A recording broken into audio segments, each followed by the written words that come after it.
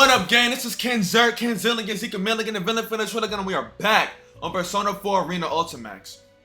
Last time we did episode P4, now we're about to do episode P3. Here's the thing though, right? I just did chapter 1 of episode Adachi, but I looked it up, and apparently I'm supposed to do chapter 1 after I do episode P3. And doing episode P3 will unlock the true ending to episode P4, and I have to do that after episode P3.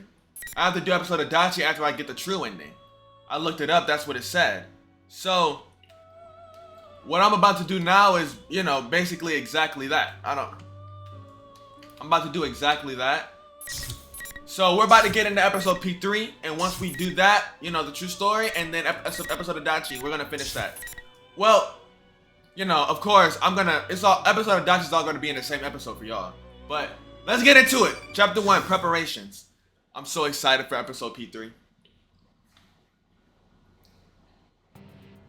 We're in the TV world. The death of everything, but also the beginning. Ikutsuki? People have filled the world, yet turned it into a void. The only hope of salvation lies in ruin. Did you work in a zoo? Because that's one huge pile of shit you're pushing around. So, how'd that turn out for you, Dad? It doesn't matter now that you're dead as a doornail, does it? You wanted the world destroyed, huh? Isn't that right, you worthless pest? Fine. I'll do it. This shitty world with its shitty people and shitty lives will disappear, and I'll be the only thing left. After all, if the Father's fallen into darkness, then the sun must rise. Just kidding. Okay. What nonsense. What? These constructs can only remain active within my red fog. Even then, they can only do so for a limited amount of time. If you have time to waste with worthless sentiment, hurry up and complete your preparations. Ha! You've got no sense of humor. Keep up your whining and I'll have to kill you too.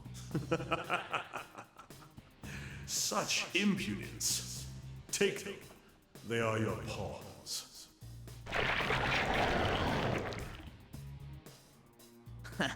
They're pretty well made. Fine, I've got the power I borrowed from you too. So now there's no way I could lose. Well then, time to make like a tree and turn over a new leaf or whatever.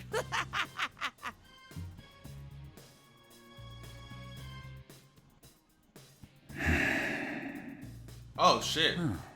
A puppet version of a puppet. I'll make sure you get the job done this time. I don't really like Sho too much, but I like Minazuki. Now let's begin. For the sake of his world.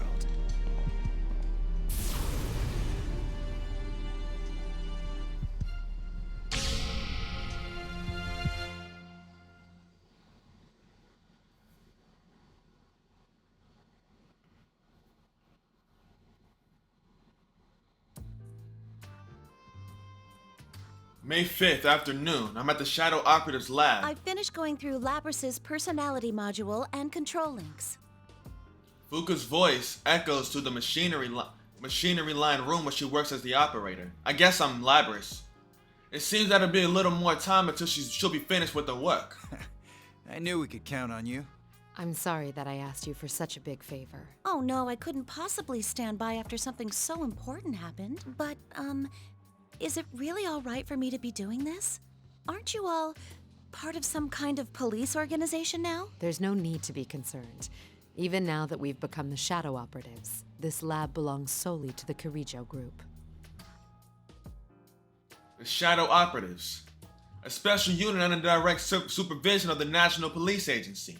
Organized to deal with supernatural cases that the normal police would be unable to respond to. In other words, cases dealing with shadows. This is one of the laboratories under the management of the Shadow Operatives. The purpose of this place is mainly to analyze evidence gathered in shadow-related cases, analysis of shadow matters for scientific understanding and planning operations.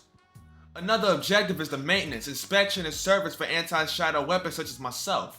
Since I am a member of Shadow Operatives and am classified as a weapon due to my mechanical nature, I periodically undergo maintenance at this facility. Directly after the inauguration of the Shadow Operatives, Mitsuru had the state-of-the-art packing case prepared to transport me. However, the one slumbering within this case is my sister, who is also our new I'm Aegis. Aegis doesn't talk like that. However, the one slumbering within this case is my sister, who is also our new teammate, Labrys, the 5th generation anti-shadow suppression weapon. I finished investigating Labrys's mobility systems. All I have to do now is reboot her OS and perform some final checks. Thank you.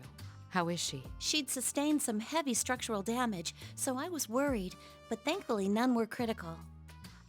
Since my sister had been forced to push herself far beyond her limit during the events of the other day, her entire body had taken serious damage. I'm glad that she's okay. Fuka's words caused me to sigh with relief. I see. And what did you recover from her memory? I'm sorry. I searched through it, but I found no records that would lead to finding the one behind what happened. If we want to pursue him any further, we'll have to wait for a report from intelligence. But it seems that will still take some time. I see. I see Mitsuru tighten her fist with that quiet utterance. The culprit is someone capable of manipulating the data in my sister's memory. The possibility that they would make the mistake of leaving a trace leading to themselves is extremely low. Even when one knows the outcome, people often feel indignant when the last bit of hope is crushed. It's understandable. Our ability to find out who kidnapped my sister has been completely stymied. Then we have no clues to go on. Don't be so hasty. We might get new leads from intelligence, right? Ever since that attempted airplane hijacking, we've learned that the Public Safety Division has been making some disquieting moves. If we don't make a move soon, there's no telling what they'll do to take advantage of the situation. We have to find a lead before they do anything. Though Akihiko has known Mitsuru for a long time, Mitsuru's expression remains stiff as he tries to console her. But it's only natural. The Shadow Operatives are still in a delicate position with regards to where we stand within the National Police Organization.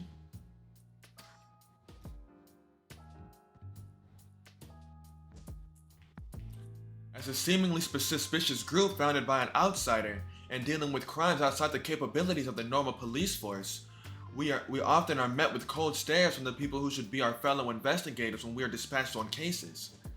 The logic of such actions elude me, but I cannot pretend that they do not exist. I understand how you feel, Mitsuru-san, but we must solve one problem at a time.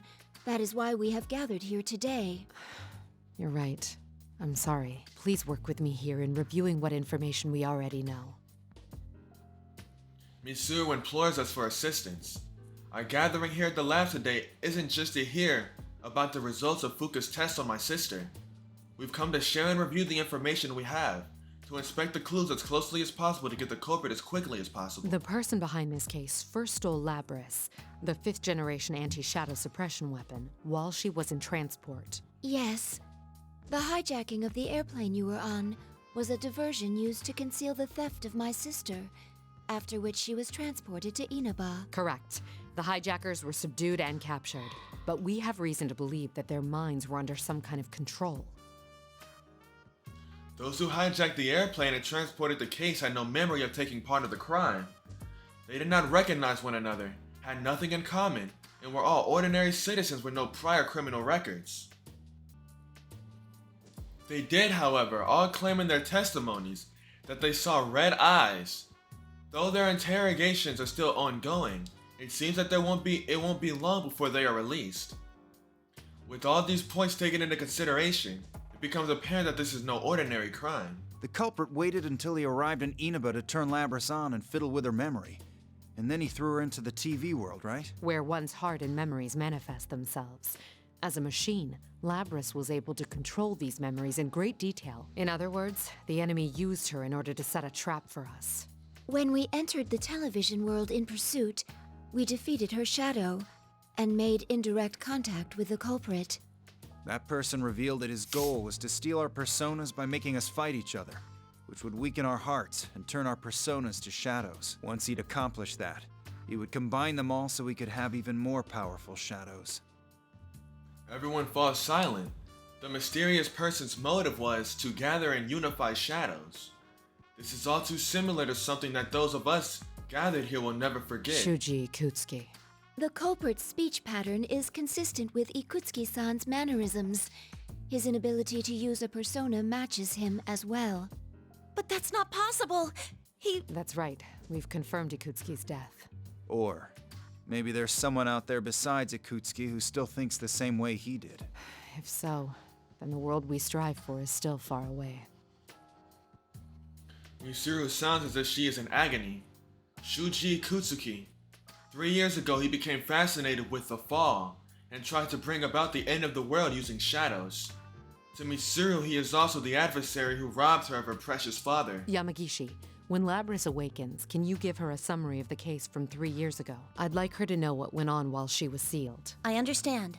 Can't you just stick that data into her memory? If we did that, it would just become a piece of data to her.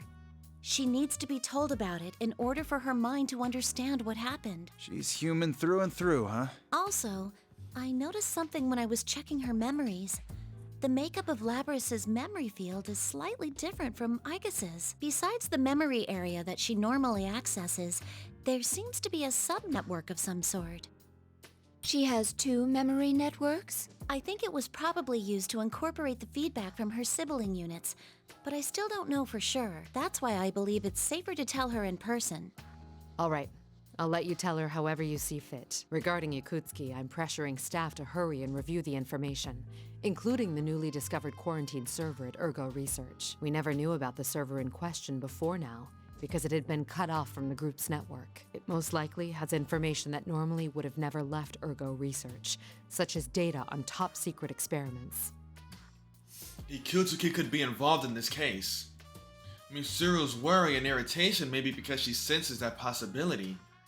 We can all understand the pain she must be in. By the way, what was the logic behind that whole midnight channel thing? It's still unknown, but we'll have to send people to Inaba again. We're going to hold a meeting at headquarters tomorrow to discuss countermeasures. The fuck? Suddenly, an alarm that notifies us of abnormalities goes off and reverberates throughout the lab.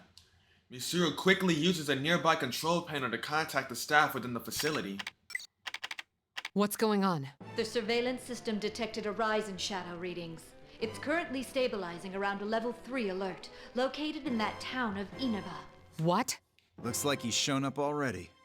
Hold on. That saves us the trouble of having to puzzle this out. Yu-san and his friends are in danger. Mitsuru-san, please give the order to dispatch us. All right, we'll leave at once. Yamagishi, leave Labris to Kikuno and accompany us. I understand. Well then, I leave the rest to you, Kikuno-san. Understood. She is Lady fine. Mitsuru, everyone, please be careful. One of Mitsuru's personal domestic assistants, or should I say, maids, Kikuno answers. Kikuno and Mitsuru have a stronger bond than that of any ordinary servant and master, as she is another of the shadow operatives. Her words catch my attention for some reason. Please be careful. A very trivial expression of concern for our safety. Rushing it off as common courtesy would be simple, but I feel that she may be sensing something unusual regarding the situation that awaits us there. What could be causing this unease? Does Mitsuru know? Oh, hold on, Igas. As I'm trying to decide whether or not to look deeper into Mitsuru's state of mind, Fuka gets up from her operator's seat and beckons me over. What is it? If we can put Labris aside for a moment, are you going to be alright without having any maintenance done on you, Igas? What do you mean? I read the documents on your new equipment. At first I assumed it was referring to that large gun, but it's actually... That. True. There have been no tests confirming that it is capable of being used in an actual combat situation. But we face a powerful foe this time. Is it even possible? If even one thing were to go wrong... Fuka's face clouds as she looks at me. I can't be confident that I'll be alright, and I'm unable to tell her a pleasant lie to calm her down. In any case, I only pray that a situation that requires me to use my new equipment never arises. Both of us are tense as we prepare to depart. Milady, a change of clothes has been laid out in your car. I see. Thank you. I've also prepared Akihiko-san's favorite protein drink. And Fuka-san has been preparing a playlist suitable for a road trip in her room. Huh? That'll be all, Kikuno. Very well. Pardon me. As expected from Kikuno, she is amazingly considerate, as a personal assistant should be, but she can be too thoughtful at times. We learned this for ourselves when she came to accept us as people who are precious to Mitsuru. Let's start this over, shall we? Shadow operatives, let's mobilize. Thanks to Kikuno, the tension in the air subsides a bit, but we cannot allow our attention to wander just now. Upon completing our preparations for departure, we immediately make our way to Inaba.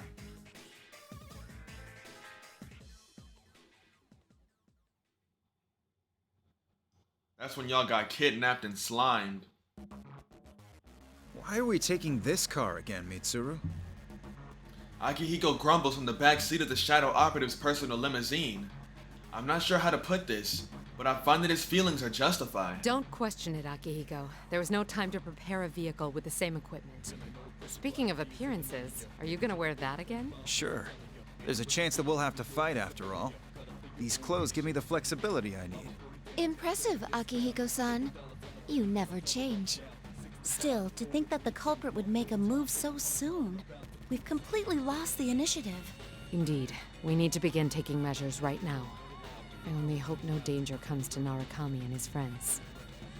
Mitsuru seems deeply agitated. During the car ride, she seemed distracted. At times, she would flip through a thick file in her lap only to suddenly give an order to a subordinate. At other times, she would stare intently at her watch as if lost in thought. Her usual regal composure is gone. Mitsuru-san, why don't we just ask them to cooperate with us? I agree. They seem pretty strong. No, they're still young. If I asked for their assistance, it would waste time better spent in school. Worse yet, it would put them in danger. I don't want anyone else to have to go through that anymore. I understand how you feel, but they don't seem like the kind who'd listen. We were the same way back then. Mitsuru falls silent. It's likely not a mistake to think that the sudden spike in shadow activity this time is related to the events of a few days ago. It has become apparent to everyone that another dangerous battle is about to begin. We have new information. Kikuno sent me a message. I tasked Kikuno with reviewing Ergo Research's quarantine server, but it seems new evidence has come to light regarding Ikutsuki, who we discussed in our earlier conversation. According to the report, it seems Ikutsuki was performing an experiment on his own in a lab directly after the explosion. It's unknown if this is related to our current mission, but there was a record of a plume of dusk being used in the experiment. A plume of dusk. A plume of dusk, an object that blurs the line between matter and information, and is fitted into anti-shadow weapons like myself. It forms the core of our personality modules, and is what allows us to control personas, even though we are machines. So, what are the details of this experiment? Nothing good, I bet. Ikutsuki was... The limousine's engine suddenly roars, drawing out further conversation. It seems the road we are taking has begun to climb up a steep hillside. As the car takes a winding road up the slope, I can look down through the window and see lush trees along the mountainside. For a moment I thought I sensed a shadow reading. Could it have just been my imagination? Yamagishi, tell me our current location. One moment. I'm looking it up now. We're currently in Inaba Pass. We're almost at the target coordinates. And then y'all got kidnapped and slimed over. What is this?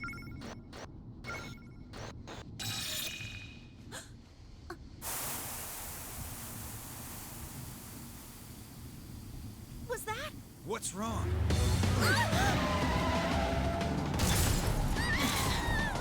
An ambush? What's happening?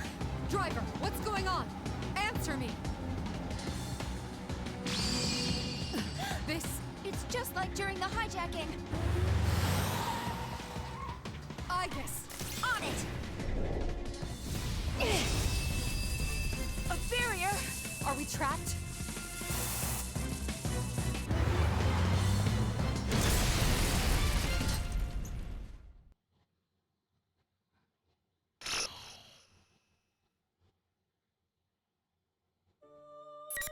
It's blue. I bet Adachi's is red. Holy shit. No fucking wonder no wonder they got kidnapped. Those motherfuckers got in a crazy ass car crash. I'd be knocked the fuck out too. I'd be easy as hell to kidnap. Like, look, don't get me wrong, bro. I'm stronger than Aegis. Like, I could wipe the floor with Aegis. But I wouldn't, cause she's awesome. But I could wipe the floor with Aegis, Mitsuru, Akihiko, Fuka. I don't know about Fuka. But I could wipe the floor with those three. I could beat the shit out of them easily. But if I got in a car accident like that, shit, I'm probably not gonna be straight either. I'd be gay as hell. I don't know, which one do I want to do? I could do Amada, because I'd like to do Yukari's last. I love you, Yukari. But I kind of want to just go in and do Yukari because I love her so much. I'm going to start with Amada. Me and Yukari, we have something special, so I got to save hers for later. Save her. So I got to do hers last. Get him, Amada! Damn. This nigga got hoes?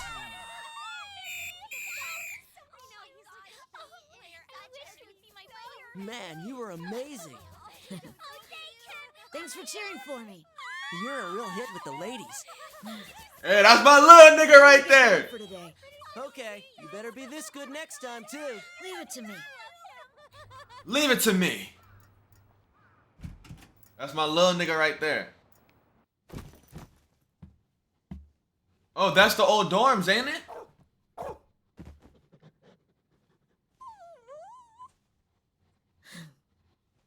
I'm home, Koromaru. Damn, I bet it's so lonely without everyone else there, though. Like, that was a special dorm, so he's got to be there all by himself. And then this fuck-ass song. There's still some time until dinner, so I decide to leave the dorm again with Koromaru.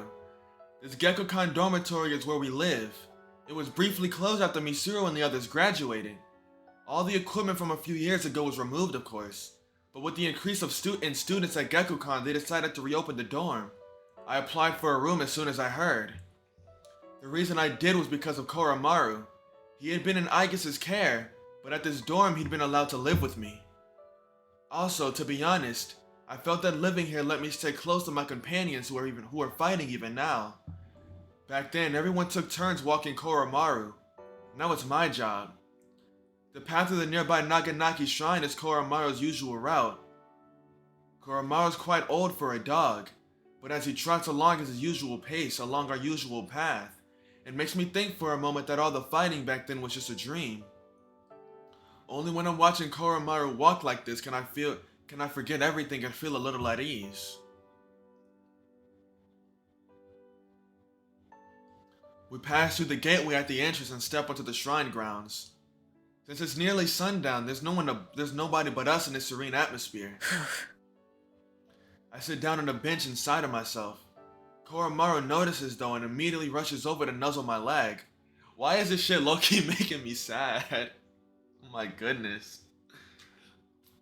It's nothing, Koromaru. Even while I'm saying that, I'm sure Koromaru can see through my words. I can understand him in the same way Aegis can, but even I can tell what Koromaru was thinking. I pat Koromaru as he looks up at me with a worried whine. I put my hand in my pocket to pull out the Shadow Operative's badge that Mitsuru had given me. Koromaru wears the same badge on his collar. Even if she gave me this, I know it's just for show. I bet everyone else is working hard right now. This morning I got a call from Sanada for the first time in a long while. It seems he's just come back to Japan from a year-long training journey. Wandering the world. I knew he was the kind of person who would put himself through anything in order to get stronger. But this is the sort of thing you only hear about in stories. Sanada told me that he'd gone to see Mitsuru directly after his return to this country, but he had immediately been dispatched to an emergency. He's currently busy with that, so he just said that he would tell me more about his trip some other time. I know that being a shadow operative must be tough, but he seems so excited when talking about them. So it's like, I get these pent-up feelings inside. I'm a member too, you know. A member, yes, but only as part of a secondary unit that only gets called out in extreme situations. Being part of a special suppression unit has a cool ring to it that I like, but the official shadow operatives are each given a unique number. For example, Igus is member number 5. We don't have that, we're just auxiliary members. I haven't been called to action yet, and I doubt I ever will be until after I graduate high school. After all, I did promise Mitsuru that I would try to live out my childhood as much as I could. I'm just for show too. In following that promise to try as much as I could, I've been acting like a child on the surface. An average middle school student studying, helping out with club activities and even taking part in the student council. But I haven't officially joined any clubs, and the reason why is because I asked Mitsuru to call me for help if she ever needed me.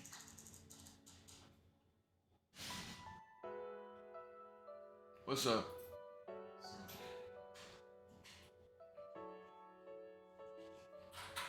I know that no organization under the police would be able to command an underage person, let alone someone in middle school. I'm only a shadow operative for show, and only a child for show. If this continues, I won't know when I'll be able to go back to who I really am. Making my life my own is actually pretty hard. Sometimes I lose sight of what I'm supposed to be doing. Who are you talking to? I think back on the words left by the person who saved my life. I thought I'd come to understand them at one point, but as time passed, other emotions began to rear their heads. It's completely dark now. We should head back home, Koromaru. I wonder if I'll be left behind like this. Would things actually be better if I just forgot about everything? But could I live with myself if I had the power to fight but did nothing with it? I've been thinking a lot about that. I stand up from the bench and look across the dark, quiet temple grounds. I won't reach an answer just by thinking about it. I know that. But at the moment... Koromaru suddenly barks at me. It's been a while since I heard him bark like this. He's getting more and more mellow these days. What's that sound? Some rhythmic noise is approaching from above. The wind becomes stronger and the trees around the temple begin to rustle. I look up in the sky and a bright light turns on high above. As my eyes adjust, I see a previously hidden black helicopter in the otherwise pitch black sky. It's like something out of a movie. Is it the military? No, that can't be right. As if to answer my doubts, a searchlight streams down, pinning shadows to the ground. Something's happened, that's my first thought.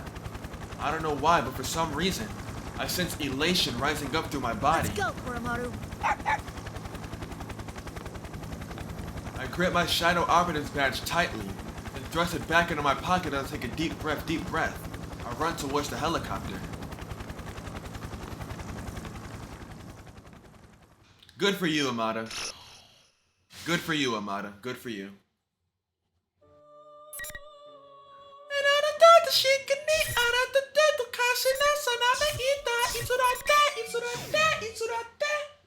Here we go! Feathered chain! Hold on! Hold on! Phoenix Rangers! Featherman victory! So, you've come to fight me, Featherman! Huh. Merlion, the evil forces have fallen! Stop here! How dare you oppose me? Minionlings, get them! No!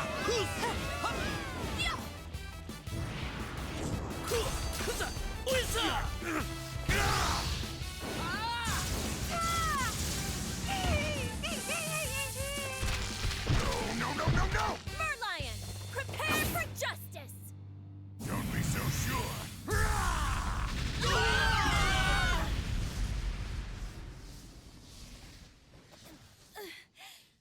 Everyone, I've had enough of this! Ultimate arrow!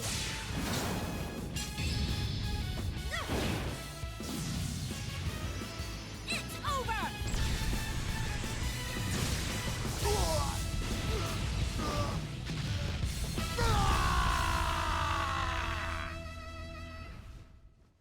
And cut! Perfect. What a take. Thank you very much. Well done.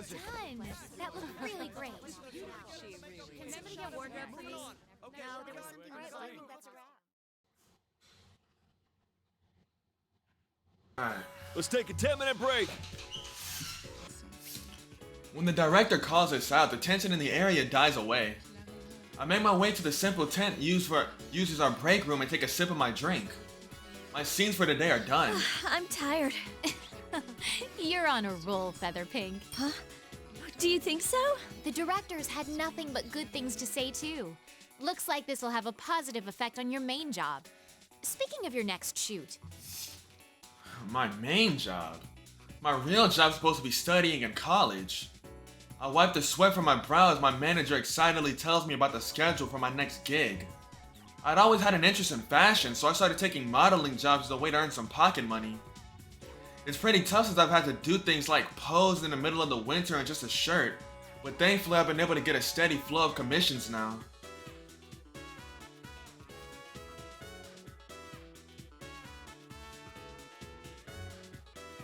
Trying to manage both classwork and my job as a model was already hard enough when my manager applied for an audition for a live-action show without my consent, claiming I should broaden my work horizons. When I mentioned I had practiced archery in high school, it really got their attention. It all made sense to me when I learned that Featherpink's weapon would be a bow and arrow though. As a result, I ended up as a protector of Earth in a kids superhero show starting this year. While my acting work makes use of different expressions, and my modeling career lets me dress up in a lot of different clothing, it kinda makes me feel like I'm changing who I am too. It's insanely busy, but it's fulfilling and fun, and yet... What's wrong? Something troubling you? Oh, not really. I checked my cell phone, but Mitsuru still hasn't sent me a response. I have tomorrow off, so I'd emailed her earlier asking if she'd like to spend some time with me and go shopping. She's been contacting me less and less often recently, and when she does, it's because of shadows. I am one of the Shadow Operatives, a group established by Mitsuru. I understand that she wants us all to be able to have normal lives, and she says she wouldn't hesitate to ask for my help if she ever needed it, but it still seemed to me like she was taking everything on by herself. That attitude didn't satisfy me, so I forced her to add me to her team. However, unlike Aigis and the other official members, I'm part of a special unit that only gathers in emergencies, trusted with immediately subduing shadows by force. What did she call it? The auxiliary staff? Something like that anyway. It's wonderful that there have been no situations like that for us to be called and dispatched, and even if something like that did arise, the official Shadow Operatives are all excellent. There's no need to worry with the likes of Akihiko and Aigis around, but... Is it really that hard to just send back a reply? It's Golden Week, for God's sake. What's this? Don't tell me you've got some boyfriend trouble. Don't say that! Don't say that! You don't know what happened to her boyfriend! Oh, no, it's nothing like that. My goodness. We normally talk when we see each other, so I've never doubted my friendship with her. Still, when things remain unsettled, it's unsatisfying. Maybe I have to get on her case about taking everything on by herself again. There's something loud going on outside. What? What's this helicopter doing here? Is there a helicopter in this shooting script? Huh? As the sound gets closer, the tent's walls and roof begin to undulate with an intense wind. I rush outside and see the crew are all looking up and causing a commotion. When I look up, there's a black helicopter descending toward the ground, dangling a rope ladder. The lady in the pilot's seat sees me and gestures towards the ladder. Oh. At that moment, it all becomes clear. I only know of one person who would do this. I'm glad she came, but she's making too big of a scene. I'm completely astounded by the utter absurdity of the situation, but before I know it, I'm already running towards the ladder.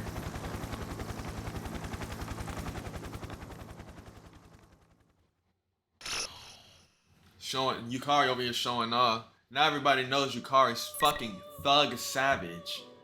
Yukari's irritation. Labrys's dreams. Junpei's dreams. Yukari, don't you know I love you? We're gonna do Labrys's first, cause I wanna save my nigga Junpei. Cause I fucks with Junpei.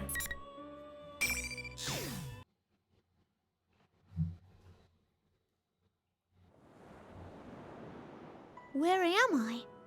Bitch, you dead. Blue skies and azure ocean spread out before my eyes. A gentle breeze brushes my cheek as I stand on a blindingly glistening beach. The sun shining from high above, the sound of the waves is calming. What am I doing here? Wasn't I going through maintenance at Mitsuru-san's place? I retrace my memories with a hint of bewilderment. Because I had been severely damaged in the recent battles, I was to undergo full repairs at the laboratory in the Shadow Operatives facility. I was placed in a protective case and Fuka explained what was going to happen while Ika stood nearby. Oh, this must be a dream then. I vaguely remember the sensation. It's similar to something I've experienced a number of times before. Fuka said she would shut down my consciousness during maintenance, thus I shouldn't be able to dream. Is this a random phenomenon occurring during my reboot process? I'm dressed like this again. I'm wearing the uniform from Yasogami High. My arms are human arms. Since what's in one's heart can be reflected in dreams, this must be one of my desires. Still, I know it's nothing but an illusion. I understand and I won't deny it any longer. This isn't really an appearance that I wanted to recall so soon after what happened yesterday. But it seems to me deep within my heart won't let me be that way. Still, as I gaze at the scenery, I eventually stop caring. I take a step towards the pier that juts out from the beach, and turn my attention on my internal GPS. Guess there's no use doing something like that in a dream. I don't need my GPS to know what this place is.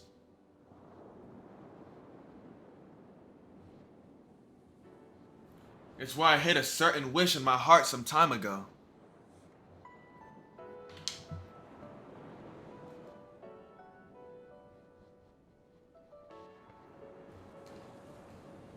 It's so beautiful. If this really is a dream, maybe I can keep going. Just while I think that, the pier under my feet crumbles and disappears without a sound. Just like that, the azure water swallowed me. Down. Oh, this bitch drowning. The sunlight becomes dim, but I feel no anxiety. A mysterious sensation envelops me, as if everyone is near me and I'm connected with everyone. Eventually, when the feeling of floating becomes stronger and I lose all sense of up and down, the sea changes into a field of countless lights in the darkness. Now, where could this be? It seems I have an odd guest. Oh? Lizzie! You're that misrepresent. No. Press stand? Ah, yes, Miss President. We met the other day. I run towards the voice and see a familiar woman in a blue dress, Elizabeth. She gave me a word of caution during yesterday's battle, when I had been turning my eyes away from my true self. This is an unexpected reunion with the person who appeared before me like a storm, and left with the same amount of force. Oh, hi. Thanks a bunch for back then. I didn't get to thank you properly at the time. You faced yourself and overcame the ordeal through your strength alone, and the feelings of those at the scene certainly helped as well. Still, my assistance was merely the cake under the ice. You have it backwards. Under the ice? I don't know what that means, but this place is beautiful.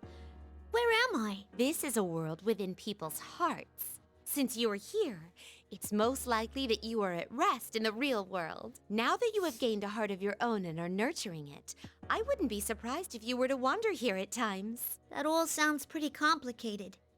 What are you doing here, Elizabeth? To put it as Frank would, it is a secret. But if there was something I could say about it, I am yearning for an unseen power. To put it as Frank would? Huh? You want power too? Even though you're insanely strong already? Oh, all this talk of power has reminded me of something. It seems you have obtained a new power through that battle earlier. I do not mean to be rude, but my adorable personality cannot restrain my infinite curiosity for such things. Would you show it to me? Huh? Wait. Hey, hold on now. Are you saying you want to fight me right this minute? My, how could I have forgotten? A boisterous brawl in this place would certainly not be elegant. I'm not talking about where we are. Worry not. I will prepare a worthy My stage at goodness. once. Wait, you'll what? Huh? She flips open the book with a fluid motion. As she does, a blue circle draws itself into the air and the scenery around us changes.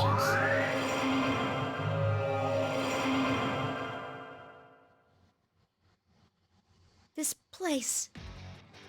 The tranquil ocean-like area changes into a familiar place. This is the announcement room at the school that I created. Beyond the glass in this red-stained room hang the corpses of my sisters I destroyed with my own hands. I feel a lump in my throat as the memories come back to me. I look down and see my body has returned to its cold, white, metallic one. This is my true form. Are you a bit shaken? My apologies, but it seems we're being pressed for time. Before I can sort out my emotions, the aura I feel from Elizabeth begins to intensify. She's coming! Without further ado, here I come. Your fate is in the cards. I love that stare. Oh my goodness. Oh, I can't do this stare. I'm not half the bad bitch Elizabeth is, so I can't replicate that stare.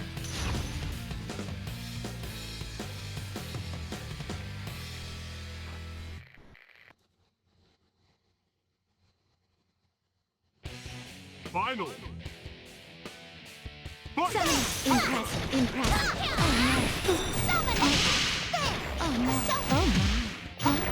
Sorry about this. Persona. Backing up. Let's take it. Oh no.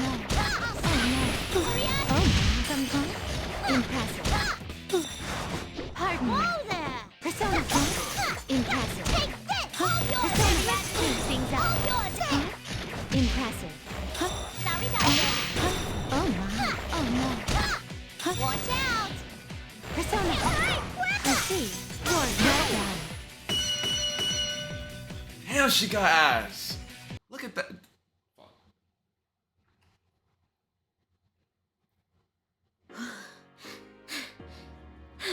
Well done. I have indeed witnessed the power you have acquired. While I was preoccupied with fighting Elizabeth, I remembered something. This is the place where I faced myself and gained something precious and irreplaceable. You, Mitsuru, and all the others. Imagining their faces causes a mysterious strength to well up from within me. Have I gotten stronger? Elizabeth smiles. She calmly returns to the conversation we had been having. Whether you can accomplish your wish and your heartfelt promise is up to you. If you can't do it, no one else will be able to do it for you. But from a different perspective, that means that anything is possible depending on you. Don't you think it could be perceived that way? If I do it. That is correct. Though, it would be most important to prioritize overcoming the ordeal that is coming your way. Huh? What ordeal? Isn't this just a dream? The ordeal that has made itself known quite close by. I bid you good luck. Wait, hold on. What's this ordeal you're talking about? What do you mean? Bye-bye. The announcement room begins to fade to white and disappear into the distance. I hear a siren-like sound. As if in sync with the siren, Elizabeth begins to grow hazy as well. Wait, you have to tell me more.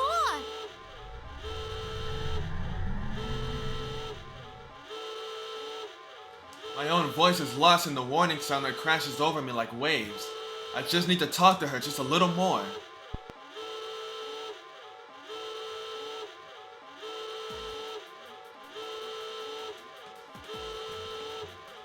The moment after everything goes white, the laboratory appears in my vision.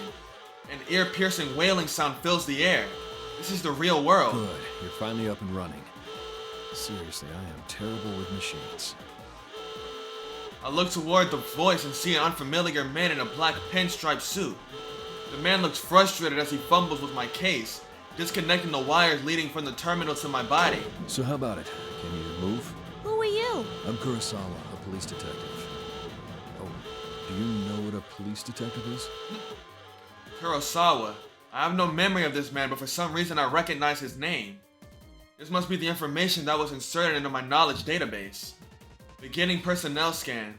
Matching iris and voice print identified Detective Kurosawa. Oh, are you with Mitsuru-san and them? Something like that. As far as I can find in the database, he seems to be a person who can be trusted. He has a long history with private and public interaction with Mitsuru and the other shadow operatives. I'll make this quick. There's an emergency. The car that the lady, that Mitsuru Kurijo was in, has gone missing. Mitsuru-san? What do you mean? An emergency? She's missing. Only after hearing this do I pause to re-examine my surroundings. That siren must be in response to these ongoing events. I'm unable to get a grasp on the situation and only become more confused. We'll talk later. We need to get to the roof. As he speaks, Detective Kurosawa tosses me a small bundle. I open it to find the Yasogami High uniform I've been wearing in my dream. Does he want me to wear this? Though I'm still perplexed, I put on the uniform Detective Kurosawa gave me and follow him as he runs to the stairway. I see that his gun is drawn. As we bound up the stairs, I desperately ask him the questions boiling in my mind. Kurosawa-san, are Mitsuru-san and the others okay? Who took them? Go quietly. We've got to hurry here. We were being pursued, too. I'm taken aback for a moment. The Shadow Operative may be part of the National Police Agency, but their existence has been kept hidden from the civilian population. This lab's very existence should be hidden from ordinary people, and yet it has been attacked? Hey, I could... Don't. The ones coming after us are human. On top of that, they're from public safety. This only confuses me even more. What's going on here? The public safety group are at the very top of the police agency security bureau. They should be on our side. Why would they be coming after us? I bite my lip in fear. I thought I finally met people who understood me and that I finally had a place where I belong. Yet now that I've awakened, I'm being pursued by armed people once more. People who are supposed to be on our side at that. Painful memories of Yakushima return to my mind. I shake my head trying to clear of these thoughts, but it's not that easy. At that moment, Detective Kurosawa speaks up as if he can see through my emotions. I know it has to be tough, but bear with it. That's how you live, by fighting. His words snapped me out of my reverie. That's right. His world isn't always filled with things like this. There are people who understand me and accept me. They're all staying right by my side. Had I not made my own decision to protect these people? Thanks, Kurosawa-san. Say, want to take a shortcut to the roof? With that, I pick up Kurosawa and run ahead. I'm doing everything I can. Hey, what are you... I jump and ignite the boosters on my back, then kick off the wall. It's a bit of a rough move, but I've determined that it's in our best interest to proceed quickly. Here we go! Whoa! We shoot up the staircase to the next landing where I kick off the wall again and send us flying up the staircase in the opposite direction. I repeat this a number of times, rocketing us up the extremely long staircase and allowing us to reach the door to the rooftop in less than a minute. You've got some nerve. Sorry, but... It's fine. Looks like I can trust you to get things done. Detective Kurosawa seems pale, but he still stands up and I see the strength of will in his eyes as he speaks to me. Well, from here on, this is a battle that only you can fight. When he opens the door slightly, the chilly air from outside rushes in through the gap. I'm putting their lives in your hands. Kurosawa opens the door fully and the wind whips at us.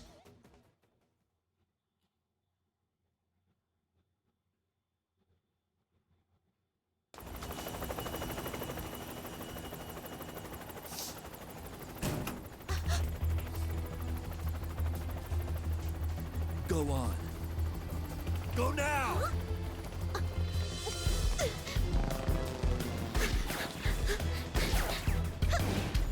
Gotcha! Okay! Hikaru-san, let's go!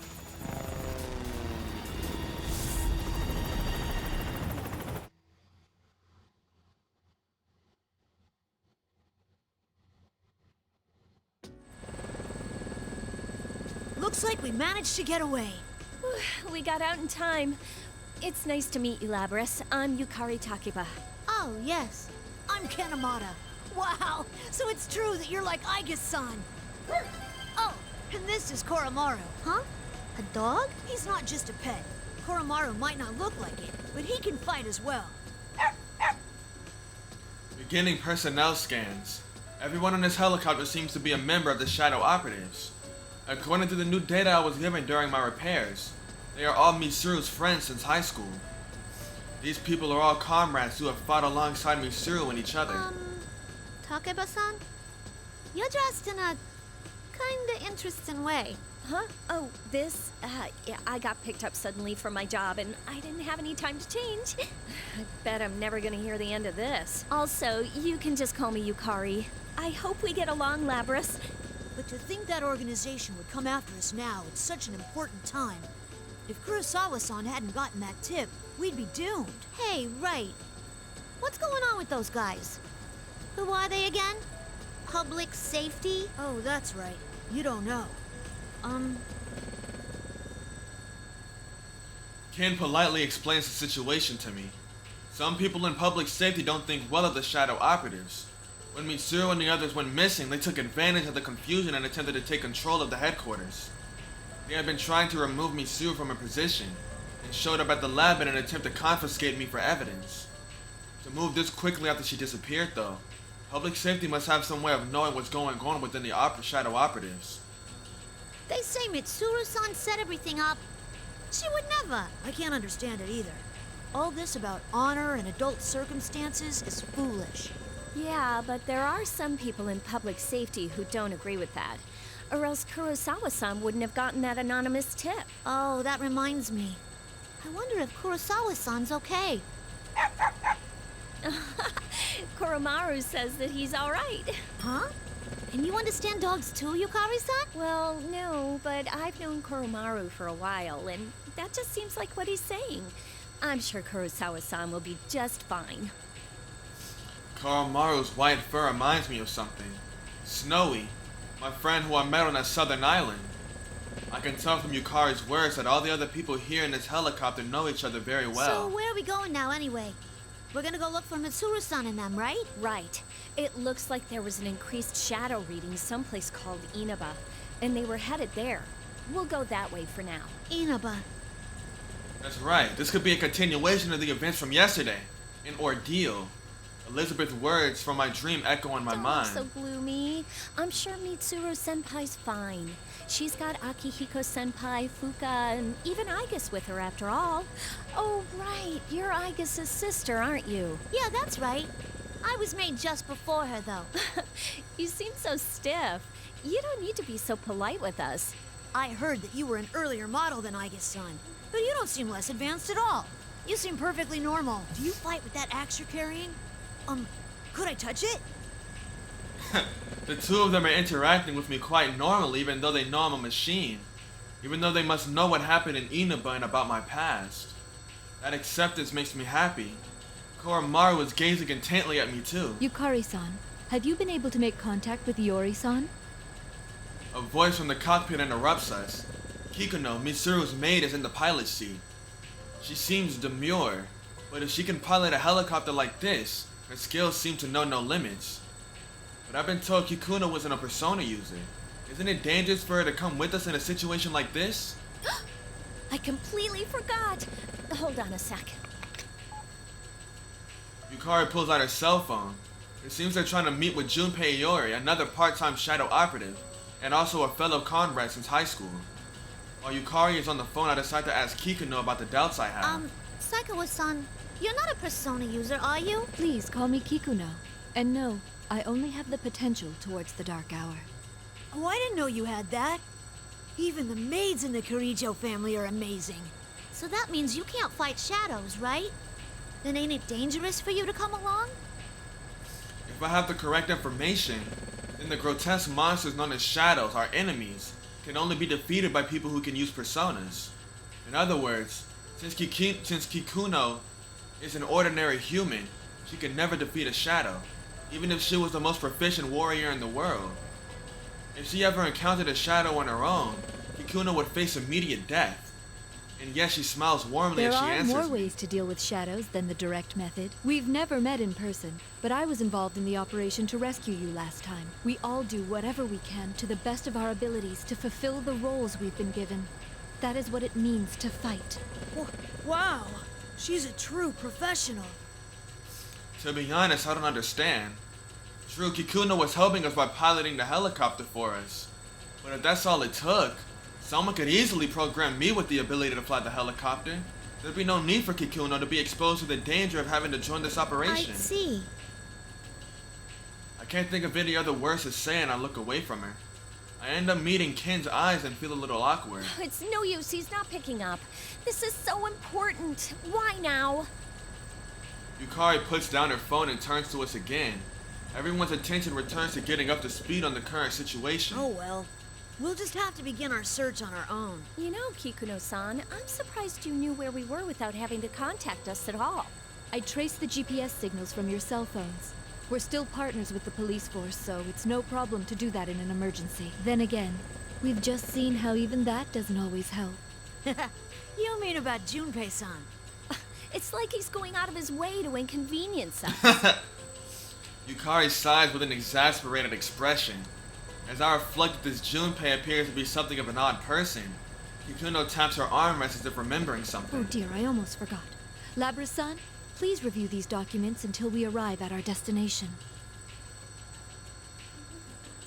With that, Kikuno hands me a folder. Fuka-san asked me to tell you about this, but under the circumstances, would you please look through the material on your own? As I flip through the documents in the thick file, I notice that certain names appear again and again. Mitsuru, Akihiko, and the names of everyone here. What is this? It's a summary of the activities that took place 3 years ago. 3 years ago? You must mean... I see. Whoever's behind what's going on is definitely connected to those events. 3 years ago refers to the incident leading up to Mitsuru and the rest meeting one another. I haven't had a chance to go over it in detail, but supposedly it's the case that became the impetus for Mitsuru to establish the Shadow Operatives, and the bonds that they have formed among each other. They were nurtured through the battles they took part in back then. Such deep connections look radiant to my eyes. I decided it's important to learn more about what happened then, as important as learning about who or whatever's behind the events going on now. If I just wanted information on it, I could easily just transfer the data directly to my memory. But by actively reading it like this, I'll be able to understand what happened. Her thoughtfulness of treating me like the same as a person makes me happy. Kikuno glances at me once more and nods slightly, as if in approval. I think it looks good on you. A proper appearance is important when going out on a grand stage. Does she mean the uniform I'm wearing? Oh, I get it. She must have been the one who prepared the Yasugami uniform that Kurosawa gave me. Her sudden compliment is a little embarrassing, but I can't help but smile. I mean, this uniform to me is proof of my connection to you and his friends. Thanks. Kikuno reacts with a small smile, then produces some other items. Yukari-san, Ken-san, I have acquired evokers and suitable weapons for you.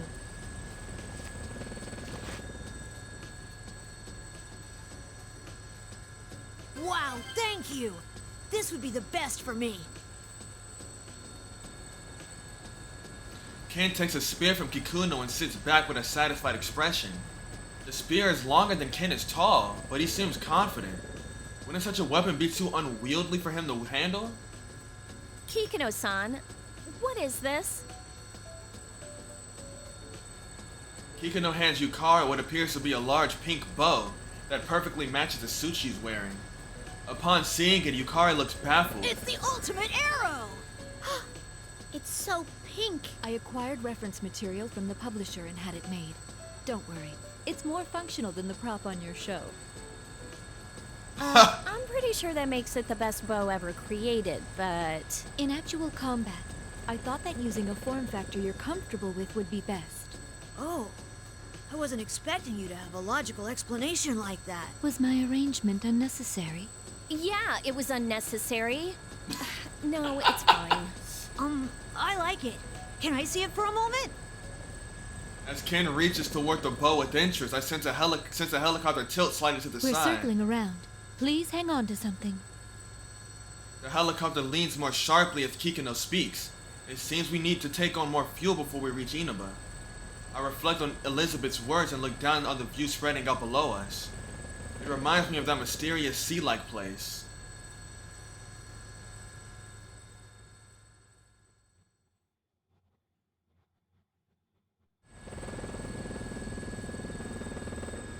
The air in the helicopter is heavy.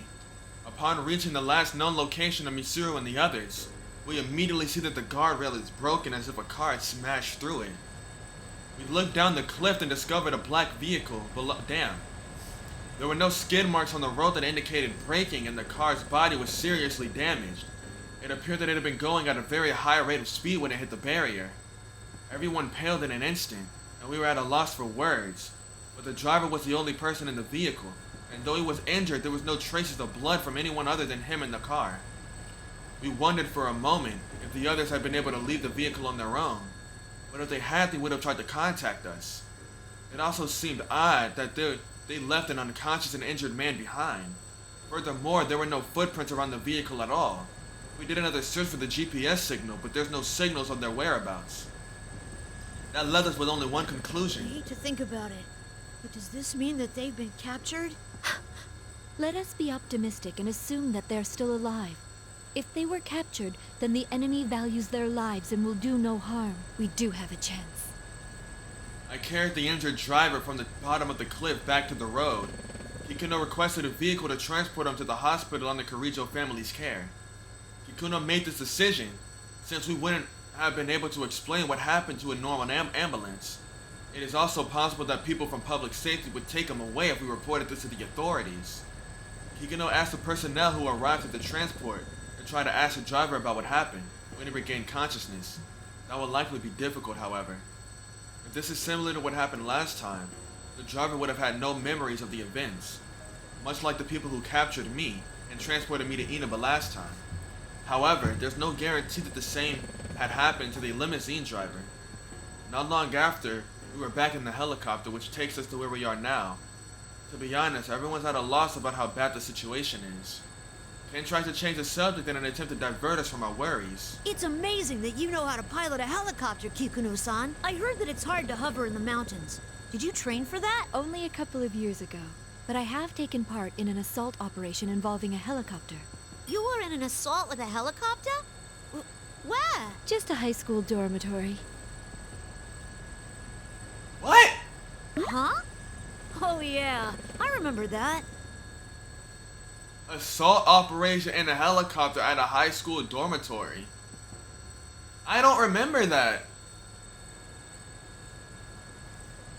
When did this happen? I'm assuming it happened in P3, but I'm not recalling. I decided to learn how to pilot in the event that if someone attempted the same move, I would be able to respond properly. Oh, it's from the drama CDs. I gotta look into those. I never looked at them. I gotta tap into them. My understanding has been renewed. It seems that being a maid is a very serious and very difficult occupation.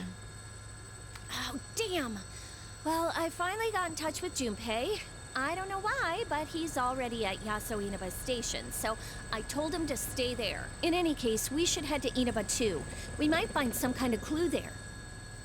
Mitsuru's group had gone missing before sunset, and it's almost midnight now. Whoever did this must be the same person who kidnapped Labra-san. It's unthinkable anyone else would be able to do that. The question is what he intends to accomplish by kidnapping them.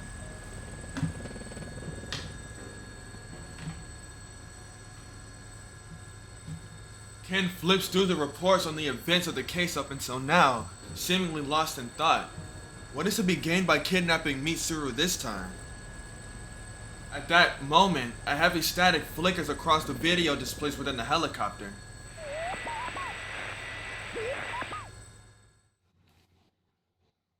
Rivals they are!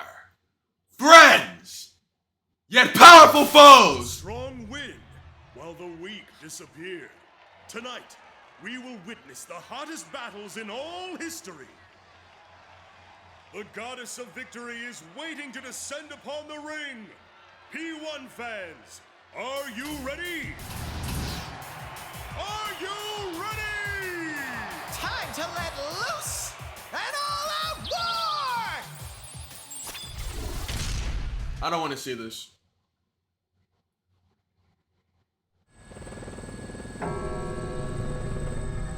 Oh, that's the Dark Hour. Hey, what was that just now? Weren't those the Persona users in Inaba? It showed Mitsuru-senpai and the others, too. I read the case records. If I recall correctly, was that the Midnight Channel that was being broadcast in Inaba? I was on it too. But it wasn't like that last time. All of us in the helicopter are utterly confused. Who would broadcast something like that and why? The P1 climax is obviously a continuation of the fighting tournament. Suddenly, the monitor switches to another feed. Yoo-hoo! Have you been well, Lobby-chan? Darn it! General Teddy? But I thought I already... General Teddy, in the recent P1 Grand Prix, the one calling itself General Teddy turned out to be my own shadow. But I accepted my shadow and gained the power to use a persona. But if he's on the screen again, then he ignores my confusion and continues.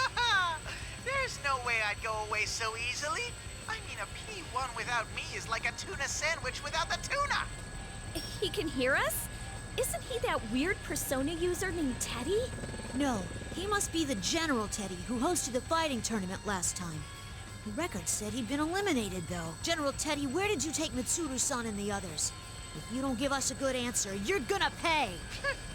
It's past your bedtime, Cubby. If you're gonna keep giving me lip, I'm not going to explain. Tell him, Teddy! Explain? That's right. I mean, the three of you are very important guest stars in the P1 climax, after all. So you'll participate, of course, right? What? What are you after? If you value the lives of the hostages, you yapping pup, you don't have any choice but to participate. Huh? The P1 climax. It's the end of the world. One-on-one death match that's worthy of the name Climax. And best of all, if you don't win the one-on-one tournament to the finish within the hour, the world will end. No punches pulled this time. I'll make myself clear so that no one misunderstands. This will not be taking place within the TV world. It will, in fact, take place in the reality which you occupy. Enjoy it while you can. Alrighty then. Time to show off how that special stage is going. The video feed switches to something else.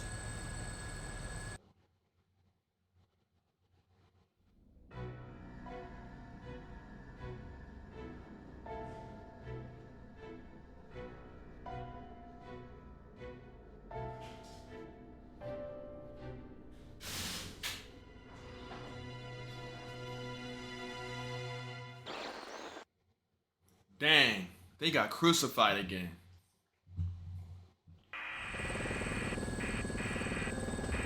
Was that Mitsuru-senpai? I'm not gonna rag on them too hard, cause it's understandable what happened. I can understand.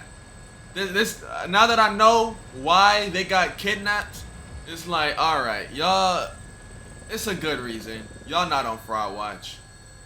Sonata-san, Aiga-san, and Fuka-san too!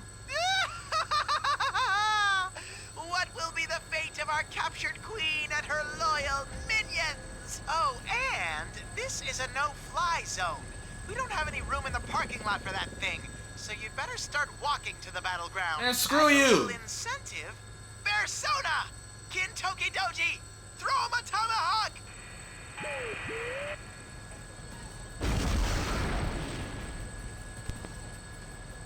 With that last command from General Teddy, the monitor turns off. After a moment of silence, Kikuno shouts from the cockpit. An alarm? No. There really is a missile coming our way. Evasive maneuvers. Brace yourselves. A missile? As soon as Kikuno shouts, the helicopter makes a sharp turn and we're all thrown to the side.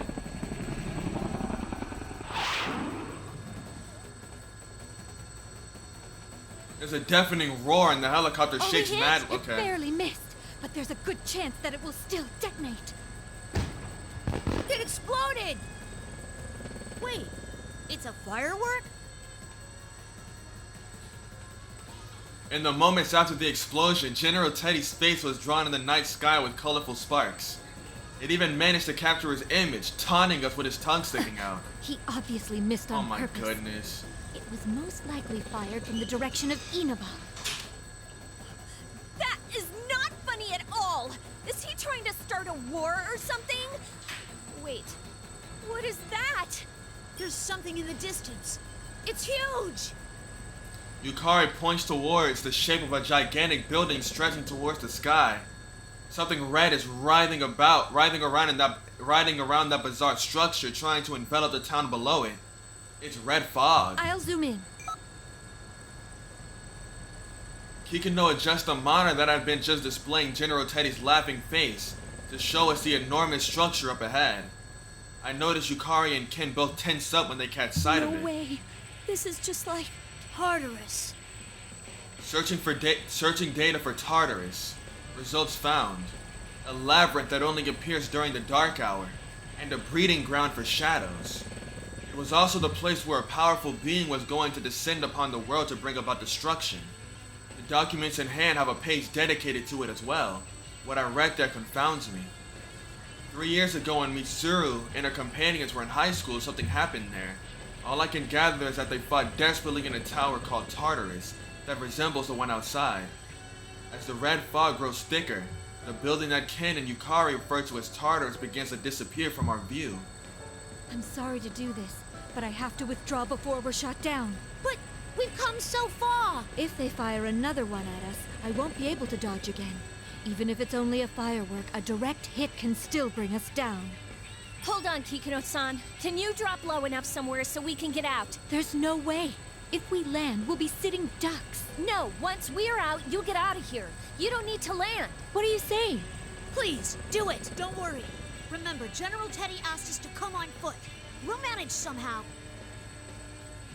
Understood. I'm looking for a landing site. There appears to be a large shopping center nearby. While dodging explosions from missiles flying mercilessly towards us, the helicopter nosedives, plunging us toward the ground as we move closer to Inaba. Labra-san, please take this. It may be of use. It contains the data that was taken from the Ergonomics Research Laboratory's top-secret files. The creator's name is Shuji Ikutsuki. Shuji Ikutsuki. That name was also in the documents that Kikuno had gave me. He betrayed Mitsuru at the last moment 3 years ago and revealed himself as an enemy. Ever since the death of Koetsu Kirijo, the patriarch of the Kirijo family 2 generations ago, this man took the lead in all the terrible events relating to the shadows. That is how dangerous this man is. But the documents also say that Ikutsuki took his own life. The file name was Project Puppet Master.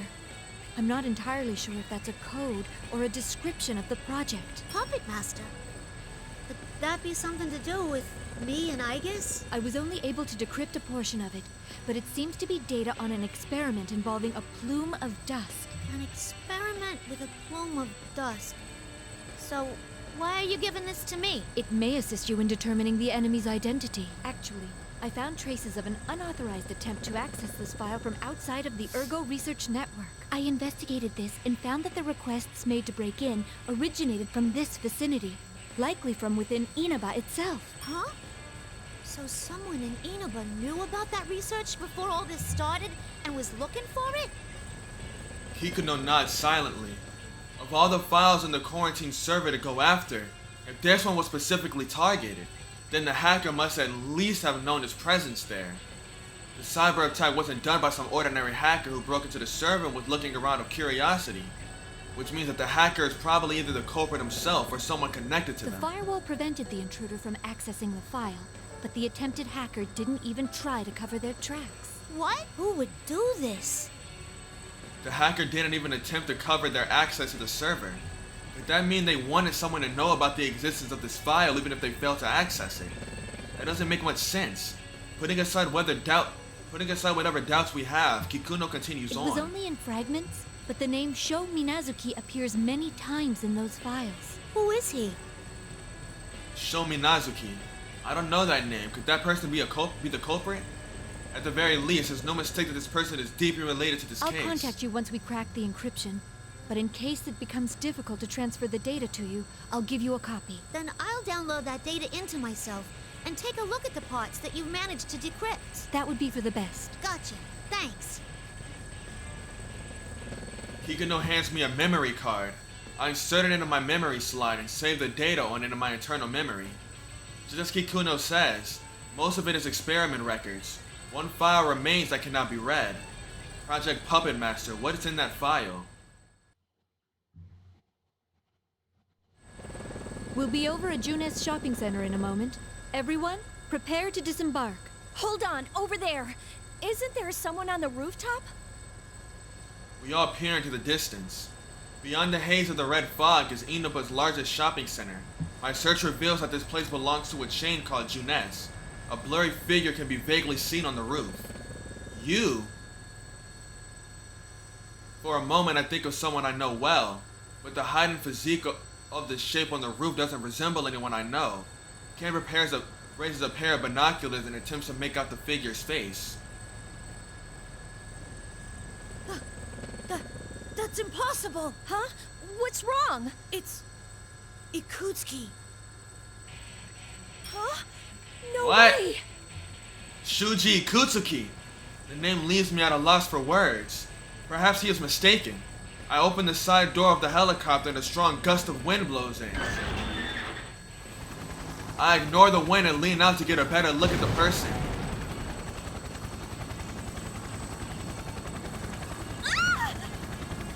The helicopter suddenly attacked from an unexpected direction, and the vehicle is swaying, alarmingly. That wasn't another missile. When I look again, I see another shape standing near the figure on the rooftop. I knew We're it. under attack by a persona! It doesn't make sense. According to the record, Shuji Ikutsuki was never able to use a persona. Is that man on the roof truly this Ikutsuki person? The enemy's preparing for another attack. Incoming! Before I can raise an objection, Yukari fixes her eyes on the enemy and draws her evoker. As expected from someone who has been in an actual combat for a whole year, she's quick to act. Little persona! Yukari's finger flexes around the trigger of her evoker, but in the instant before she pulls it, Yukari's persona appears, creating a whirlwind around the floor, around the helicopter that repels the attacker. What? I didn't even use my evoker yet. Seeing Yukari so bewildered sent a chill down my spine. Being able to summon a persona without the necessary tool to aid in summoning. Mitsuru and Akihiko reported a similar unpleasant experience when inside the TV world. But this isn't inside the TV world. As outlandish and threatening as the situation is, there's no doubt we're in the real world. General Teddy's words come back to me. I'll make myself clear so that no one misunderstands. This will not be taking place within the TV world.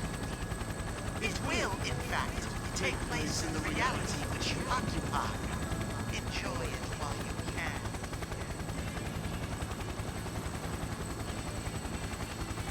Don't tell me. The fog that's enveloping the town is the same fog on the other side of the TV. This is fun. What was that? A new voice suddenly reaches my ears. Who was that? I look around in bewilderment. Did anyone actually talk? Am I hearing things? Ken shouts, snaps at me. Snaps me out of my thoughts. Yukari-san, he's winding up for another one. We're getting off, Koromaru. Yukari still looks confused, but Ken notices something and unbuckles his seatbelt, with the spear at the ready. By this time, the helicopter's ascended close enough to the roof of Junes that people and dogs can easily jump down.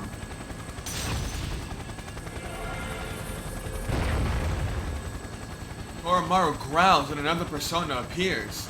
At the same time, Ken leaps out of his cabin, stabbing the enemy persona, closing in on us. Koromaru's persona and Ken's spear both hit the attacking enemy at the same time, and Ken drops to the roof unharmed.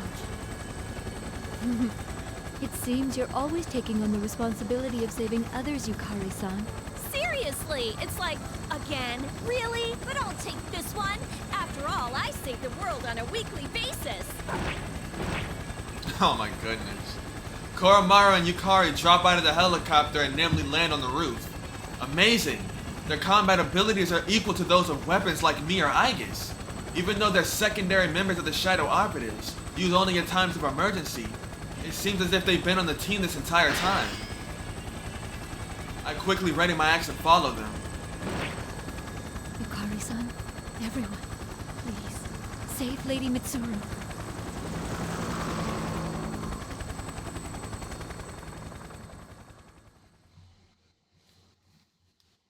I beat the brakes off of Ikutsuki.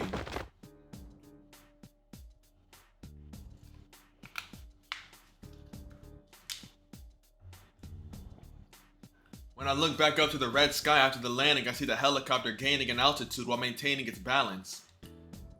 Thanks to Kikuno's desperate resolve and her piloting skills, we managed to safely reach Inaba. I checked my surroundings once more while praying for Kikuno's safety. This is the Inaba branch in Junes, the department store chain we're at the food court on its rooftop. Normally there would be plenty of people here, but given the current situation is obviously deserted. Where did he go? Ken readies his spear and tries to peer into the fog, making visibility such a problem. I look around ready for battle as well. Whoever attacked us should be nearby. Hey Ken-kun, did you really see Ikutsuki here a moment ago? Yes. I didn't see him clearly, but there's no way I could have mistaken him. That's impossible. I mean, Shuji Ikutsuki is... That's right, Shuji Ikutsuki died 3 years ago. And we were just attacked by a persona. According to the records from that time, he had no persona. At the very least, it looks like he's not nearby. We can't let our guard down yet, though. She's right. I scanned the area and read no one else here besides the 4 of us. I say as much, and we lower our weapons in order to discuss our strategy. Koromaru and I are going to continue looking for him. If that really was Ikutsuki, there's no doubt that he's involved in this case. That's true. Can you and Koro-chan go after that guy from earlier? But that person seemed to be using a persona. Won't it be dangerous for you two going off on your own? The 2 humans look surprised for a moment and trade glances. Did I say something odd? Don't worry about me and Koromaru. Even if we run into something we can't defeat, we'll find a way out of it. And honestly, it's faster for us to split up. I am a bit worried, but I'm gonna believe in you guys. They have absolute faith in each other after having fought together for so long. It's not that they don't have concerns about one another, but they truly believe they will accomplish their goals on their own. I wonder, will these people ever feel the same way about me? After all this time, I realize how the time I shared with Yukari and Ken separates me from my companions. So I'll head to the station and get Junpei. It didn't seem like he'd figured out the situation yet. Huh? Weren't you talking to him on the phone earlier? I was, but that idiot's phone ran out of batteries or something while we were still talking. But even if I can't rely on him to keep his phone charged, he's still good in a fight. So I have to meet up with him. I see. He seems like kind of a goofball. Right? He's always been so useless. Huh? Did I say something funny? Nah, not really. It just sounded like you were actually kind of fond of him. Oh, I guess so. Yeah, I think you're right. Bro, niggas for some reason get the impression Yukari hates Junpei. I never understood that. They're literally best friends. They were best friends before the game even started. Come on, my nigga. These people trust each other and are always thinking of one another. When one of them faces danger, they always rush to help them. The term comes to mind, ideal companions. I wonder how you and his friends are doing. I have the feeling that his group and Mitsuru's group are going through similar problems after all. What about you, Labras? What'll you do? Huh? I hope Mitsuru-san and the others are okay. Could you please go right to that tower? We'll head over there too as soon as we can. Yukari and Ken look to me. It doesn't matter to them that I haven't known them for very long. They see me as a companion and trust me. It's decided then. Labras, you head to that tower. Oh, also, something felt off when I summoned my persona earlier. You might want to be careful. You felt it too? It was like, well, it felt like the evoker wasn't working, didn't it? Yeah, it might be that we can summon our personas without our evokers. In any case, we should get moving. If what General Teddy said is true, we don't have much time to spare. Got it. If anything happens, let's meet at the bottom of the tower. Be careful, both of you. Yukari and I leave Ken on the roof and head for the stairs. She and I split up not long after, all of us firmly believing that we'll see each other safely once more. Wait for us, Mitsuru-san. I run at my full speed and turn my eyes towards the looming tower. I will rescue her. Nice. It's a tough case, even for Junpei Iori.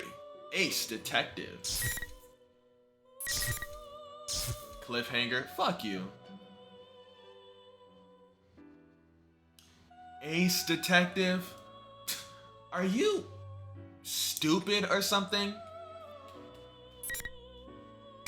Junpei's dreams. Now's the time you've all been waiting for. It's obvious who the game's MVP will be.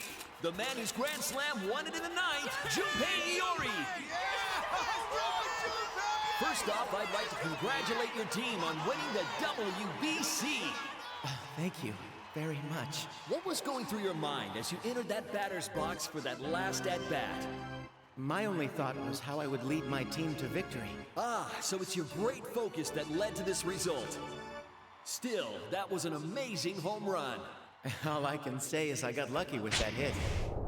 That swing at the critical moment, I got so excited I almost forgot to give the play-by-play.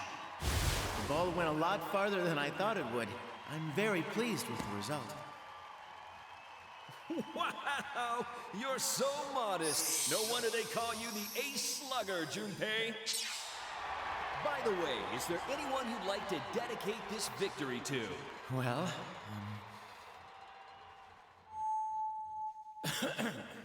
I'd like to dedicate that Grand Slam to my precious girl who's always supported me through thick and thin. I know that I can be a burden on you. I'm not the greatest, but will you marry me? Yaso Inaba, end of the line. Yaso Inaba. Does that mean Chidori's actually alive? But this is the end of the line. Oh, I was dreaming. Does that mean Chidori's actually alive? I hope so. I guess Makoto got him those flowers, bro. He made sure to get him those flowers. He got him those flowers, bro. Thanks so much for waking me up right at the best part. I stepped off the train at an unfamiliar station in the countryside, with a little resentment towards the station worker. Let's see here. Man, that's a tough name to make out. How am I supposed to pronounce that? Oh, it's written out beneath the kanji. Oh, it's Yaso Inaba. Wait, where is this? Huh. Let's see what the shuttle train schedule is. I checked the train schedule and feel myself slipping into despair. Seriously! There aren't any more trains leaving the station? I've really done it now. The great feeling that I had only a moment ago withers away at once. What the hell, man? Why'd this happen? Let's see, I worked a full shift at my job today, and the kids had a game after that.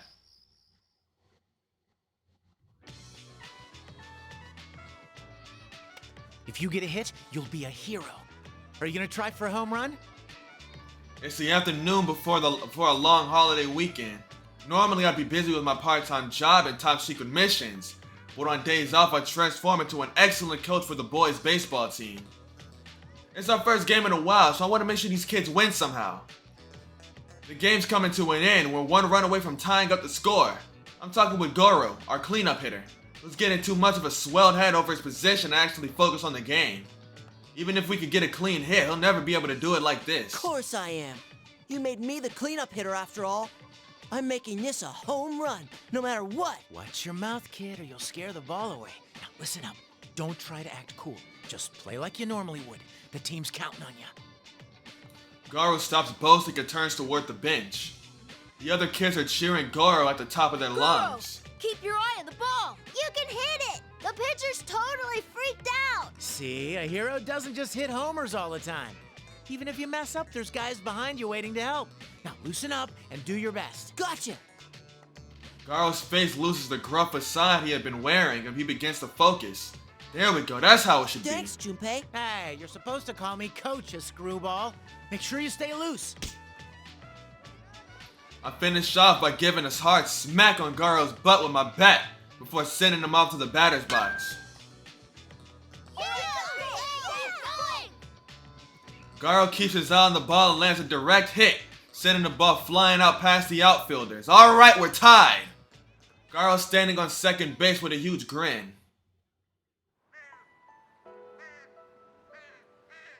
But we ended up losing in the end, and all the kids cried. I cried too, of course. Oh well, it happens. At least the kids have grown closer as a team, so that's good enough for me. That was so close, guys. You almost won. All right, let's start practicing again tomorrow. Now, I want you all to remember this at least. If you all work together, you'll never be beat. Okay, we're done for today. After the game, I said some final words as their coach. If you all work together, you'll never be beat. And that was that. Man, even I think that's an awesome speech. Ah, yeah. Thinking back on it now, I'm honestly proud I came up with it. I bet the kids are still carrying that moment around in their heads. Yeah, I'm such an awesome coach. It's really worthwhile volunteering for a kids team even after working the night shift. Because I'm still just underage, I'm not an official member of Mitsuru's Shadow Operatives, but I've been playing a very active part in some of their investigations. I get sent out from time to time to check on scenes where low-level shadow readings have been detected. Yeah, the missions are pretty plain, but I'm satisfied with them in my own way. Then again, when I do get sent out, most of the time it's nothing at all. But just like I told the kids, it's about putting out a consistent effort every day. That goes for anything. It's not like I get these missions every day, so in the meantime I spend a lot of time on my part-time jobs. Even though it's kids baseball, renting fields and playing for rides to away games, and paying for rides to away games gets surprisingly expensive. I gave up on that dream, but I love teaching baseball to kids. It's really fun. Man, it's like I'm finally starting to enjoy my youth after all this time. Crap, I'm starting to feel sleepy.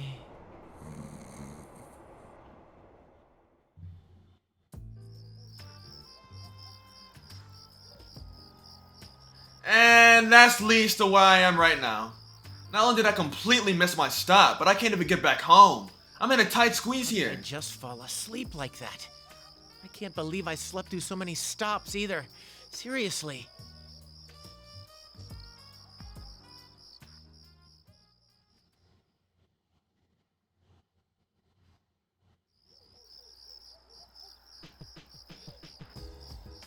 I decided to leave the station for the time being.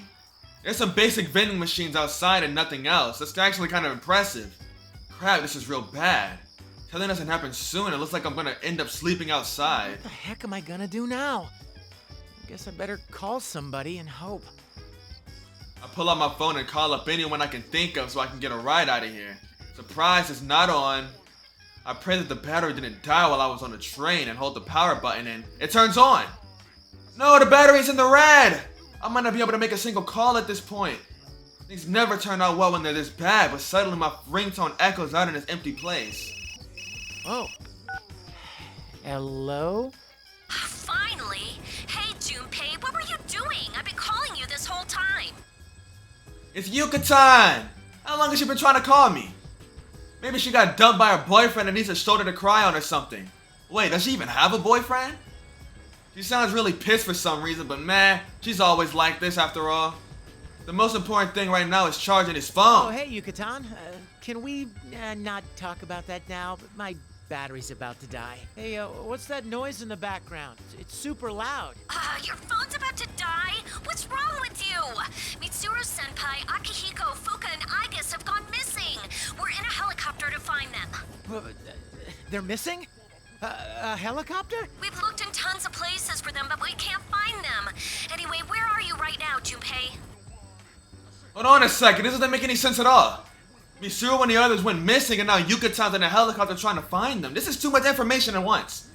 I turn around and check the name of the station again. Somewhere called Yasuina something? I fell asleep on the train and missed my stop, and now I'm stuck out in the boonies. You're at Yaso Inaba Station? Why? Huh? Why is she so surprised? I don't even know why I'm here. Okay, fine. It's because I slept through my stop. Hey, Yuka-tan, the battery's going. Fine, just wait there. We'll come get you. I'm with Kenkun and Koro-chan, and we've got Labrys here too. She's Igus' sister. Huh? What was that? Who? Well, whatever. I'll just find a convenience store and...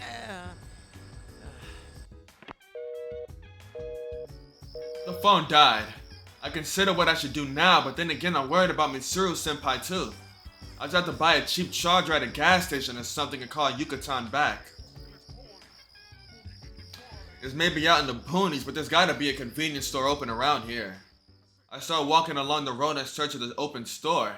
After walking for some time, I finally see a familiar lighted sign out in the distance.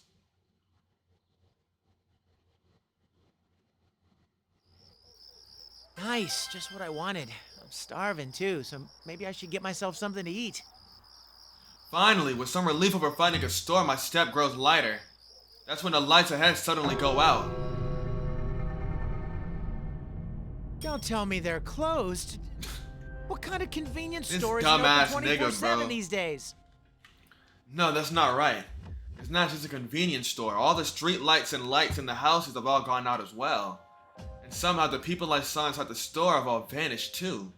Even more strange, it didn't get pitch black out. Everything's illuminated in a hazy red light. Is this fog? What the hell? Something familiar about the side of this town suddenly falling silent. It's not quite right to call it nostalgic, but it's just like that crazy thing that should have stopped 3 years ago. The dark hour. Talk about deja vu. First time I experienced a dark hour back then, I was in a convenience store. Akihiko rescued me that time. Oh, there you are, Junpei.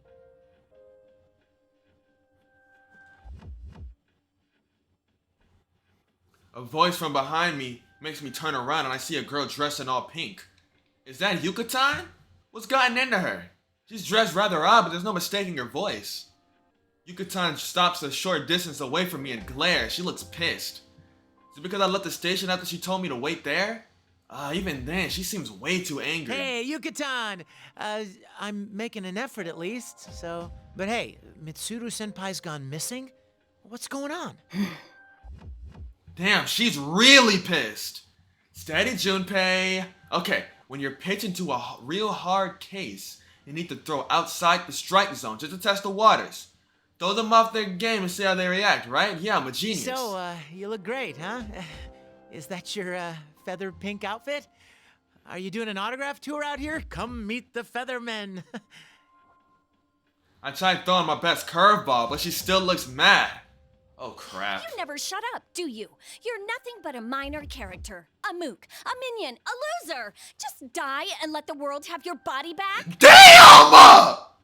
Oh my goodness! Hey, what? Aren't you being crueler than usual? Ugh! It's time for your punishment! Bring on the ring!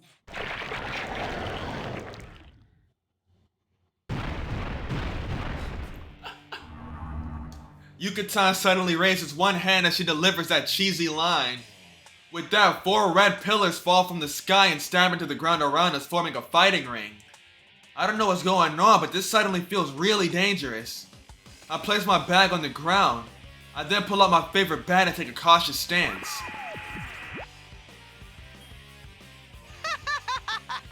You're a quick learner for an idiot. Damn. No wonder you're a member of the Shadow Operatives. I look around in search of the source of that voice and see a television dangling from a telephone pole. With a, what is that? A round body, a doofy hat, and a cape, and a cane. This is some kind of local station cartoon mascot that I don't know about? He's saying something about a General Teddy. What, that's his name? Why would a TV be hanging from a pole like that? Who the hell are you? I don't know what's going on, so you better explain yourself. If this is some prank show, it's not funny. You really are a yappy idiot. Now let's begin Operation World Destruct... I mean, the one-on-one P1 Climax! P1 Climax? I'm not in the mood to drag this out, so I'll just give a short rundown. The rules are simple. Win and you get to move on. Lose and you're stuck here. Huh? You mean I have to fight Yuka-tan? Oh, you really are a pain in the ass. If you're not gonna do this, then hurry up and die. Here we go, Persona! A gust of wind blows and I recognize Yuka-tan's persona before me. Whoa, whoa, whoa, not only are we fighting, but we're doing it with our personas? This doesn't make any sense and I don't even have my evoker with me. When I look back at Yuka-tan, she's already got her bow drawn and pointed at me. Oh man, she's completely ready for this. Hold on, Featherpink. We can talk this out. I mean, you shouldn't be pointing that at people. Ah! My desperate plea is in vain, and Yuka-tan shoots an arrow at me with no hesitation. I managed to dodge away just in time. Nice aim. I mean, wait! Stop moving around, Junpei. Just give up now and let me kill you. What the hell did I do to deserve this? Looks like I'm just gonna have to run. While avoiding the arrows raining down on me, I started a mad dash towards the train station. Ow! What the heck? That's what I said! Only the victor can leave the area. Now hurry up and get this fight started! I reach out to where I hit something, and sure enough, there's an invisible wall there. Guess I can't go beyond those red pillars. Does this mean that I'm seriously in trouble here? I hope you're prepared. Face me, evildoer. You're no match for Feather Pink. Strike out, batter. Damn! Strikeout batter? What the hell does that mean? Did I get promoted from a generic bad guy to a villain out the blue? Well, I guess I'll just have to fight a bit and pray that it's enough to knock Yuka-tan back to her senses. Desperate times call for desperate measures. How dare you, Featherman? I, Lord Junpei, will strike you down. Oh, Lord. What came first? The Japanese, like, Featherman Power Rangers? I forget what it's called in Japan. Did they come out before Power Rangers? I don't know. I never knew. Finally. I finally get to play as Junpei.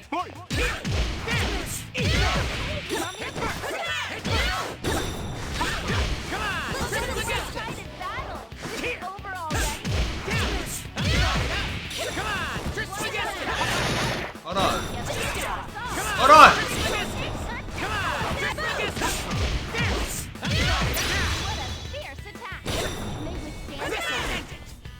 Over here!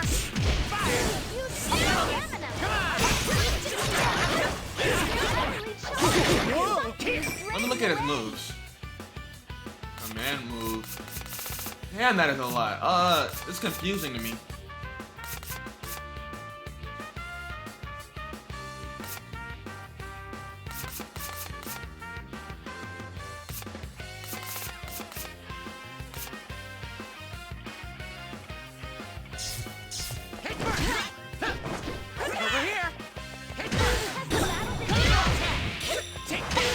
Damn! He stole bases. He stole the base.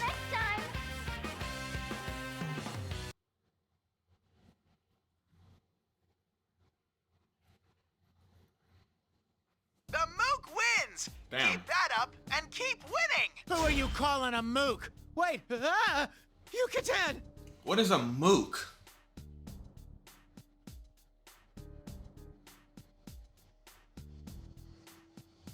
An incompetent person. Okay, that fits. A stupid or incompetent person.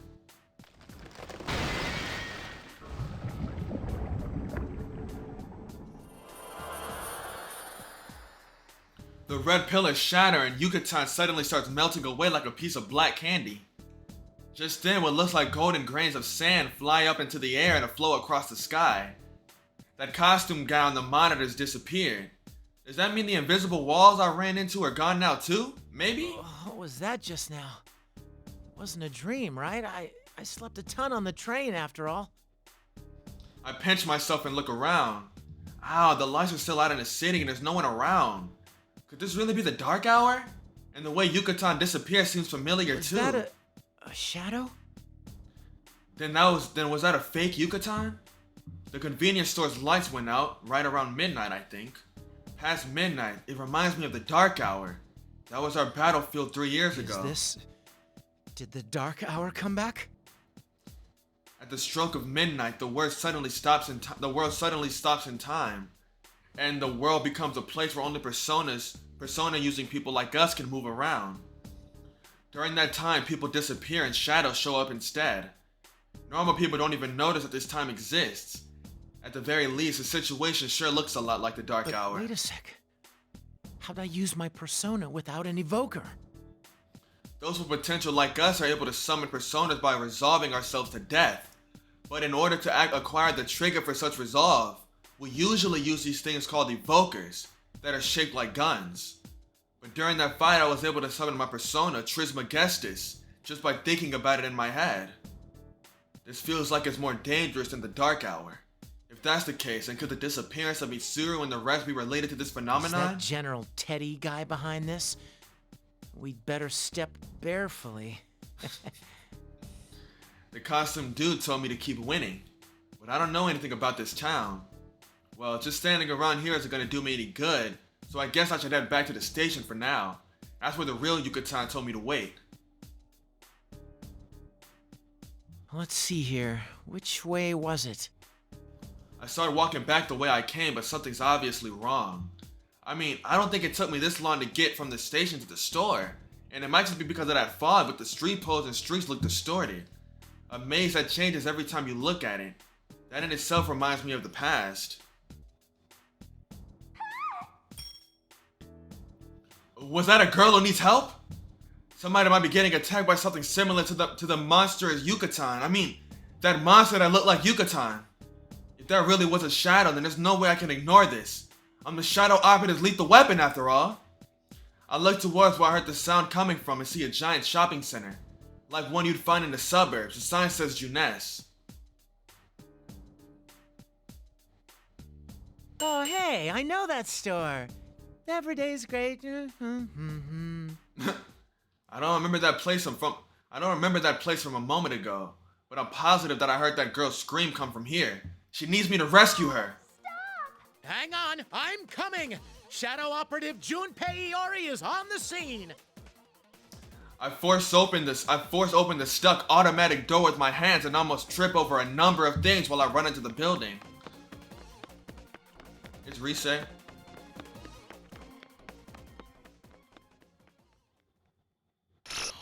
Oh, damn. That's kind of disappointing.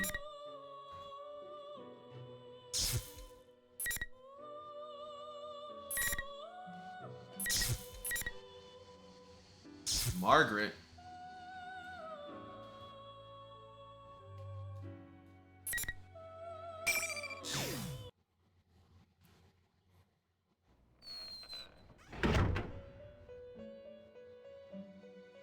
This is the elevator. There appears to be quite a commotion. Sister, I've been wondering since yesterday. Theodore! What is going on in the outside world? That's Katone's attendant, isn't it? Theodore. He runs with Katone. I believe you could say that those kids' ordeal is still continuing. An ordeal, you say? Yes. In other words, mankind's potential is being tested. Potential? Sister, where might Elizabeth be right now? Abandoning the duties given to us by our master and going out into the outside world is normally forbidden to us. Why did Elizabeth go through all that just to head out into the outside world? I'm sorry. It was presumptuous of me to ask. I suddenly feel thirsty.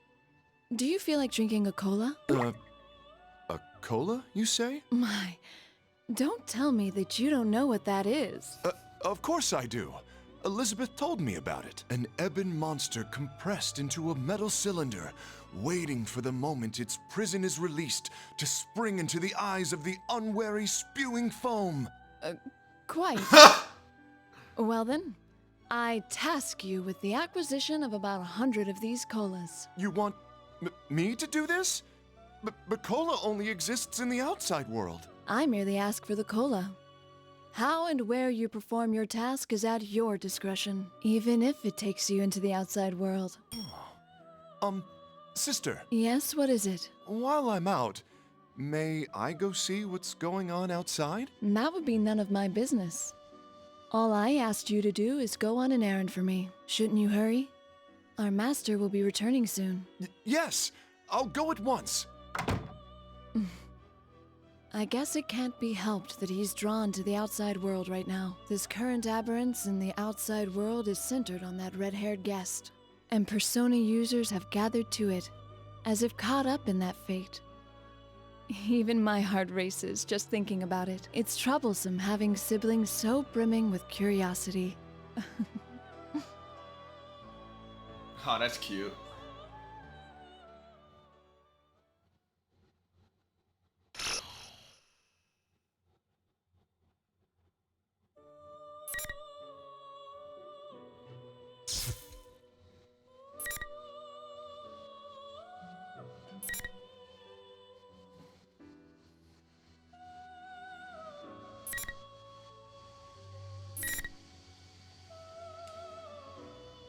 Damn, 3 whole shits?